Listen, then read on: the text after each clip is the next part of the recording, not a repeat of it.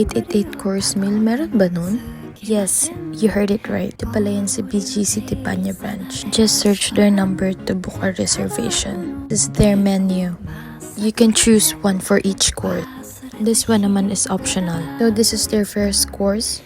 This one is their second course. Magkaiba kami ng napili dito. Super sarap nito. This one naman is the third course and also this one. Hindi pala siya sunod-sunod na sinaserve. Dito niluluto pa lang yung first course namin. Super sarap din itong usuyaki beef roll. This one naman, their miso soup, so lang. Dahil birthday ni husband, may paganyan sila. Sobrang effort ni chef. Din to sa marirecommend ko sa 5th course. For the 6th course, nag-add lang kami ng 100. Namin matry yung wagyu. For the 7th course, we chose this poached salmon and California maki. For the 8th course, is banana flambe. Bigyan pa kami ni chef ng extra tsahan. Di namin naubos. Tinake out na lang namin.